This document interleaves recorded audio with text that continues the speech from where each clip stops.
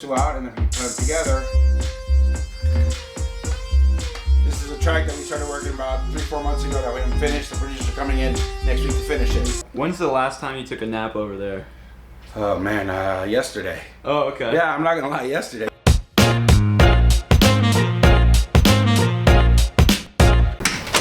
All right, Rod Carrillo. How are you? It's good to see you. Good to see you too. So, we're in your studio. Sure. Well, yeah, one of them, yes. Oh, okay, yeah, you got several. Yeah. So basically, this is my studio here, where we do a lot of the mixing and mastering and podcasts for the labels. Obviously, we have several stations. We have this one. This is a podcast station that basically for guys that use USB or use, Serato or anything like that. We use this one. We have the setup over there for the old school guys that still use CDs and stuff like that. What are CDs? CDs are basically compact disc. That's right. I gotta, back in the day we used to play compact disc, right? And basically before USBs and laptops were used for DJing, then we used CDs, right? Prior to that, let me get down here. Prior to that, we all used to do vinyl, Right. Right. So then back in the day, what I carry when I travel and I have in the USB, I used to be able to carry 6-7 of these crates like this when I be DJing. Now I could carry in one USB. Right.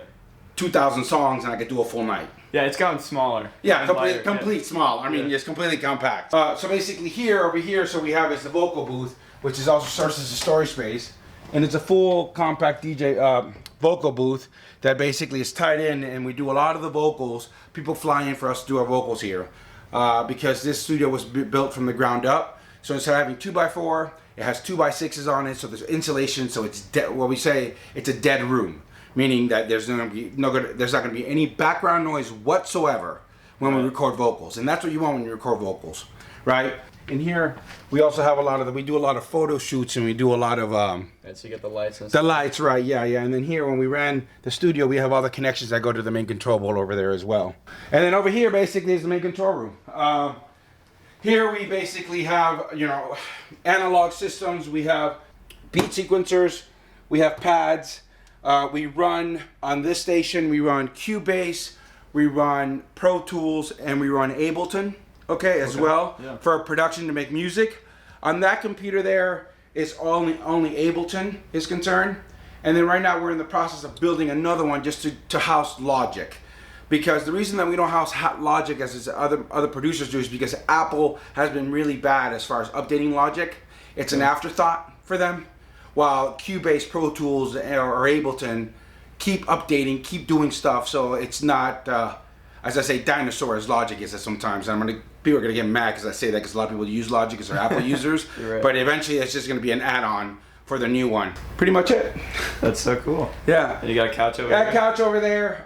Basically, the reason that sometimes we also use it for photo shoots. That couch, basically over there. When you see a lot of our photo shoots, basically we put a step and repeat, or we hide all that, and we do a lot of photo shoots back there as well. So When's the last time you took a nap over there?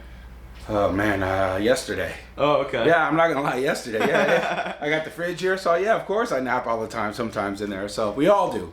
Sometimes when you have artists come in here too, we start we like to start early, like 8, 9 in the morning. And then by 2 o'clock, someone's definitely napping over there. 100%. Do you mind? Can we check out what you got here? Can you show us what things sound like? Yeah, well, I mean, basically, this is just a session that we have open in Cubase. It's a record that we haven't even finished. I'll switch this around here so you guys can see. And these are all the elements that we do to do a record. These are all the tracks that we did for a record, and basically different parts of it. So like when we play it. It's just a record that we're working on right now, and we can decide for, like, let's say for instance, this is just a, that's a drum loop that we played and we're putting it in right now. The second one would be a supplemental kick that we go ahead and I just throw those two out and then we put them together. This is a track that we started working about 3-4 months ago that we haven't finished. The producers are coming in next week to finish it. So yeah. Basically everything is played on the keyboards. Sometimes we bring in violinists, cellists, obviously Soleil, We also bring guitar players in to give us stuff, but pretty much we're an electronic-based production company. So people who come in and like sing, or they've got their main thing. Is this you're doing this, or who's oh my God! As far as when they come in here, any of us that work in the business, producers that come in, fly in and work with me, either I do it or whatever they do. Backing tracks, basically, which is called the production and the making of the tracks, could be them that just send me their sessions, or we could do it in house as well. Okay. So it's a very collaborative effort.